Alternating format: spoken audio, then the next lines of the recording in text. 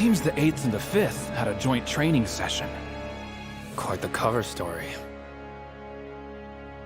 It sounds like Obi's finally making his move.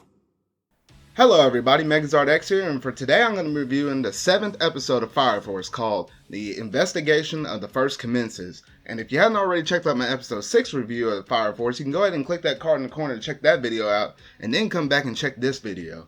This episode finally gives us some answers and leads to many of our questions to spontaneous human combustion.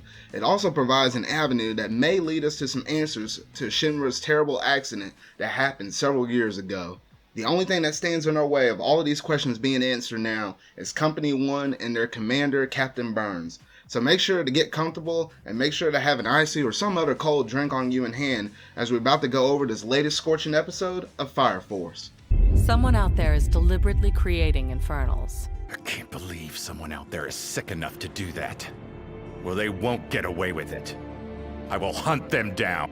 If a human being was responsible for their pain, then I swear by St. John's Wort and the malice it symbolizes, I'll do whatever it takes to find them and burn them alive.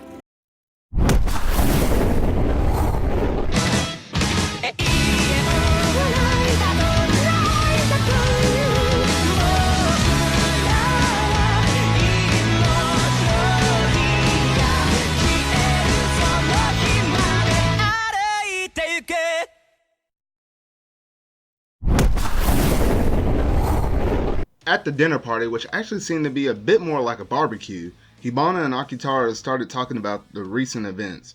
Akitara questions her decisions to share her secrets about the phenomenon with the Eight, to which Hibana expresses that her mind had been enlightened by none other than Shinra, to which Akitara agrees the boy is an important member of the Eight.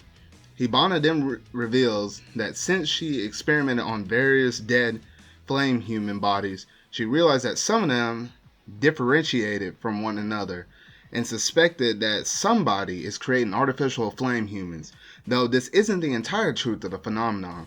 She goes on to assert her desire to crush the people behind this, as they may have been the ones who burned the sisters at the Holy Soul Temple. Akitara, initially uneasy by Hibana's experimentation on dead bodies, acknowledges and states that they share the same goals. Hibana then claims that all of the artificially created flame humans are concentrated around the Shinjuku district, which happens to be the area of jurisdiction of the 1st Special Fire Brigade. At the cathedral, Karam Flame, Rekka Hoshimiya, and Foret and Foen Lee, sorry about botching some of those names, all rendezvous with Leonard Burns about the supposed combat exercises between the 8th and the 5th, understanding that the 8th has finally made their move. Shinra and Arthur will leave the 8th to utilize the training program for rookies, which is situated at the 1st Special Firefighting Cathedral, to which Hibana agrees is a good plan. Akitara reminds everyone that the 1st could potentially be creating artificial flame humans in the area, in which Shinra states he will never forgive the person creating them. Realizing that it's only the 8th Brigade members show up, it will seem suspicious. So, Hibana forcefully invites Toro Kishira to join them in the infiltration. When the group arrive at the cathedral, they meet Karam Flame, who quickly insults Shinra and Arthur, displaying zero respect for the fire officers. As Karam leads them to Leonard Burns, the battalion commander of the 1st, Shinra reminisces, remembering that Burns knows about the history of his family and the fire incident 12 years ago. The group of trainees arrive in the central cathedral and salute Burns, but Burns tells them they should do a gesture of praying instead, as they are in the cathedral. He introduces them to the company of the commanders of the 1st, Kareem Flown, Rekka Hoshimiya, and Hoyan Lee. After talking for a while, Shinra confidently questions the commanders on whether they can practice their skills in a confrontation with the members of the 1st, to which Rekka says there's no need. Burns agrees to Shinra's question, which makes Rekka become suddenly fired up about fighting. Juggernaut is frightened at the thought of fighting against them. At the Special Fire Cathedral 8, Akitaru and Takahise feel worried about Shinra and Arthur not getting in touch with them about the investigation. Hibana is scared at the fact that Shinra might be getting himself in trouble with Leonard Burns. Meanwhile, at the training grounds of the First, the newcomers prepare themselves to face off against them in a practice fight. Tamaki spots Shinra through the wired fence of the training grounds, commenting on her unwillingness to forgive him if he harms Burns. Fired up for combat, Rekka challenges Takaru to start off their session. A scared and shaky Takaru ignites flames on his hands and summons a myriad of flame-shaped missiles. Rekka explains his ability and firepower as a third generation is amazing. The others watching take notice of his power and hide in a safe place as he launches the missiles. Rekka manages to swiftly dodge them all with a jolly old smile on his face, and so they are directed at Kirim, much to his annoyance. Readily, he pulls out his weapon and bell and uses his ability to transform the blazing fire into a spiked pillar of ice, much to everybody's amazement. Comically, launching the pillar of Rekka as revenge, Kirim explains the missiles would have hit the commander if he wasn't present.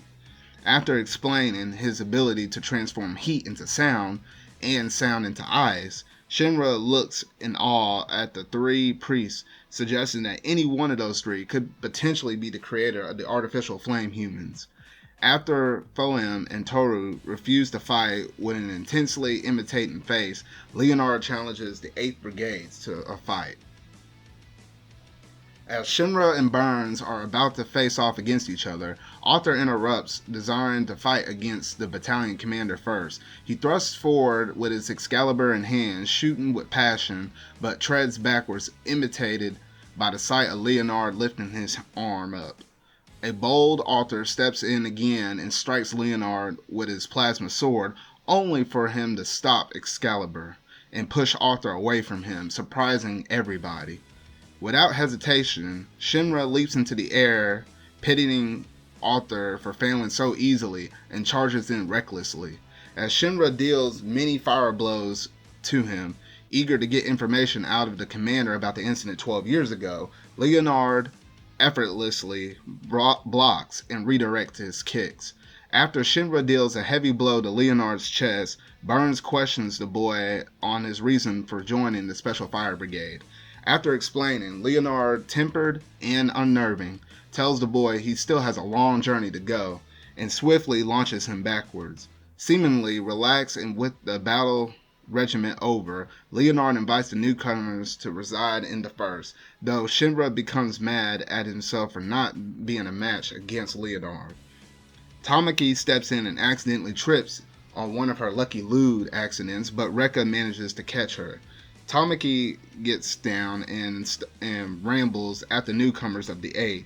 Shinra starts to think about Leonard's words to him. Still being far from becoming a hero, Karen takes it upon himself to take care of the 8th while they reside at the cathedral. And that is basically where the episode ends. So overall, this episode had quite a bit of content in terms of the animation and plot as we enter into this next arc. At the beginning of the episode, we are in the final cleanup from that Company 5 versus Company 8 quote-unquote mock battle. And you can see all of the members chilling and not having much of a care in the world, considering that everybody was after each other's throat in the last episode. It's nice seeing everybody being able to chill and hang out with the other members, considering what just previously happened. You even see Hibana acting super close to Shinra, as we all know that she has a keen interest on him now. The most critical thing that comes from the dinner barbecue session is the interesting conversation that Captain Obi and Princess Hibana had. Basically, from this point forward, they will have Company 5 support, at least through her, with her personal interests with the Company 5 now, but not the whole entirety of Company 5 due to their interactions with Hajime Industries. So Hibana basically made some headway as to why the human combustion is happening, and she states that somebody out there is possibly creating this by artificial means.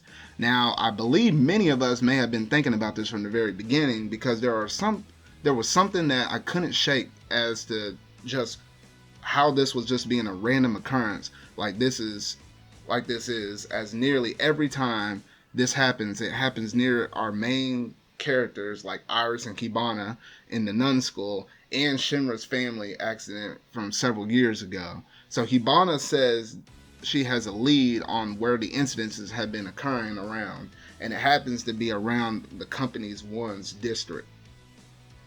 Captain Obi then has a great way to investigate Company One by sending Shinra and Arthur to basically act as spies to see what Company One is up to.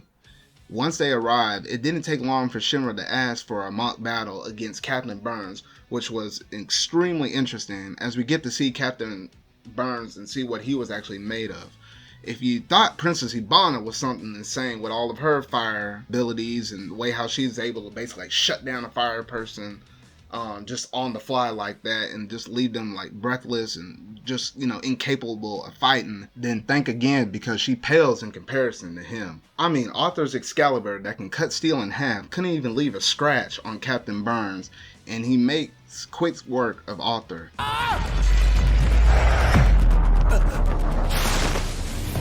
What are you planning to do with that hand? Fight me with all you have. Fine, but don't blame me if you lose an arm. You would need to wield a hotter flame than that one to cut me. At least I warned you!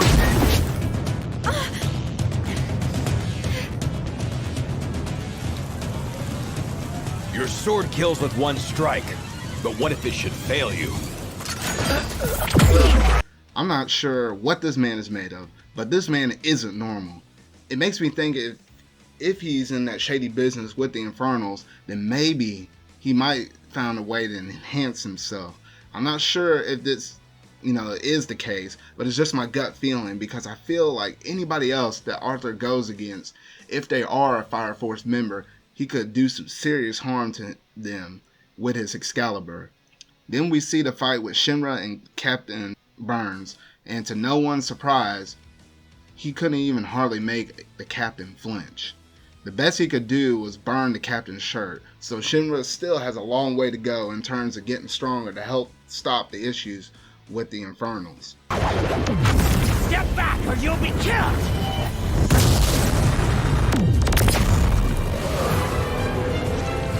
We also get to see Tamaki back in action again, which is pretty neat, and I'm sure we'll be able to see a whole lot more of her as we continue on into this arc with Company 8 versus Company 1, as Shinra and Arthur are actually infiltrating Company 1 to see what kind of dirt they can dig up on to see if they're possibly associated with the spontaneous human combustion. So that is all for my 7th review over episode 7, so I hope you really enjoyed it. If you hadn't already done so, make sure to hit that like button if you like this video, and hit that subscribe button and that bell to keep up to date on all things Fire Force I'm reviewing for this season. I'm also curious to hear your thoughts over what you thought about this episode, so you can leave all your thoughts and questions down in the comment section below. Also, if you want to check me out on my social media, you can check me out on my Twitter at Megazard_X just to see what I'm up to for my day-to-day life. So make sure to tune in next time for my review for episode 8, Infernal Insects. So until whatever video I make next, see ya. A question for you. Why join the Fire Force? I lost both my mom and my brother in a fire. I joined the force to solve the mystery of human combustion and make fires like that a thing of the past. To become a hero who can save the world from the terror of the flames! You still have a long way to go.